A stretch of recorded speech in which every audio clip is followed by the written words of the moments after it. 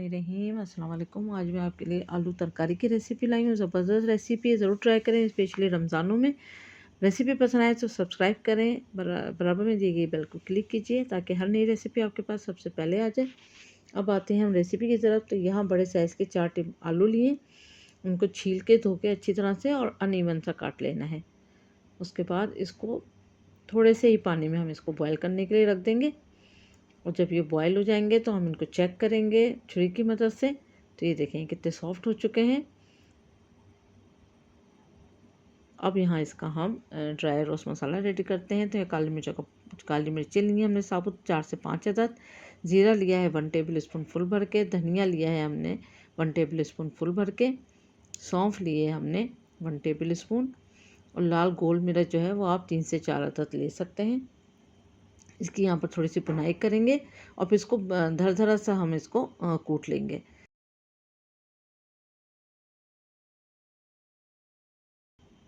अच्छे से खुशबू आ जाएगी तो वो रेडी हो गया। फिर यहाँ पर एक पैन में हमने 5 टेबल स्पून ऑयल लिया, उसमें 2 तेज़ पत्ते डाले। उसके बाद फिर इसमें ज़ीरा डाला 1 टीस्पून,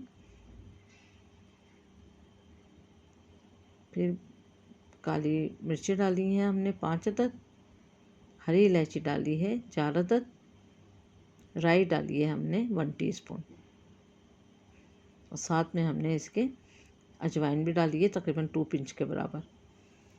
अब यहाँ मसाले को हमने चंद सेकंड 50 से 60 सेकंड हमने इसको फ्राई करना है मसाले को अच्छी तरह से। उसके बाद फिर इसमें हमने हरी मिर्ची डाल दी है 3 से 4 अदद, मोटी वाली जो हरी मिर्च होती है वो हमने 4 से 5 अदद डाली है। इसको भी यहाँ पर हमें चंद सेकंड ही फ्राई करना है। उसके बाद हमने अदरक को थोड़ा सा, एक बड़े पीस के अदरक को हमने कुचल लिया था तो वो 1 टेबल स्पून है और लहसुन अदरक का पेस्ट भी हमने डाला 1 टेबल स्पून। अदरक थोड़ी ज़्यादा जाएगी इसमें कुचल कर, तो वो भी अलग से आप लिएगा और लहसुन अदरक का पेस्ट भी डालिएगा। फिर इसमें हमने कलौंजी भी डाली है 1/2 टीस्पून। अब अच्छी तरह से चंद सेकंड इसको भी हमने फ्राई करा है यहाँ पर। उसके बाद हमने यहाँ बेसन लिया है 1/2 कप के बराबर, इसकी यहाँ पर अच्छी से भुनाई करेंगे।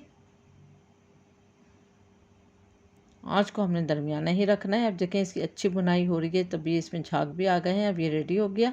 उसके बाद इसमें हमने हल्दी ली है 1/2 टीस्पून, लाल मिर्च का पाउडर लिया है 1 टीस्पून।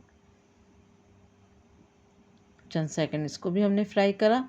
आप हर चीज़ को यहाँ पर थोड़ा थोड़ा फ्राई ज़रूर करना है ताकि बहुत अच्छी सी सौंधी सौंधी से खुशबू आ जाएगी। अब ये भी रेडी हो चुका है। फिर हमने इसमें फ्रोज़न टमाटर हमने इसमें डाले हैं ताकि छिलके अच्छे से जो है वो अलग हो जाए। तो ये 3 बड़े साइज़ के टमाटर थे। अब इसमें हमने नमक डाला 1 टीस्पून और गरम मसाले का पाउडर डाला है 1 टीस्पून। अच्छी तरह इसको कर दें मिक्स और फिर इसको ढक दें। इसको कुक करते हैं ऑयल के सेपरेट होने तक। देखें ऑयल जो है सेपरेट हो चुका है। अब इसमें ये जो हमने मसाले रोस्ट करे थे वो ऐड कर देंगे। 1 मिनट तक हमने इसकी यहाँ पर बुनाई करी। उसके बाद थोड़ा सा पानी डाल के फिर बुनाई करेगी हमने थोड़ी सी। बहुत अच्छी तरह से जब हो जाए भुनाई, फिर इसमें हमने आलू को मैश करके डालना है। जो आलू बॉयल होते हैं वो होते हैं उसको मैश करना है। कुछ बड़े रहने देना है आलू और कुछ बिल्कुल मैश हो जाने चाहिए। और अगर यहाँ पर भी आपको थोड़ा लगता है कि थोड़े से मोटे हैं तो आप यहाँ पर भी इसको थोड़ा सा मैश कर लें। अच्छी तरह से इसको करेंगे मिक्स और मिक्स करने के बाद इसको एक अच्छे से स्पून की मदद से हमने इसको मैश कर देना है।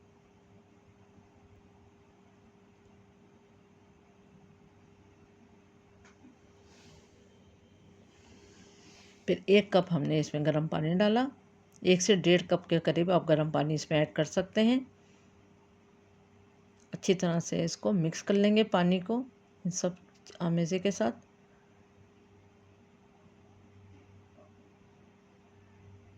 उसके बाद ढककर एक बॉयल आने तक कुक करते हैं।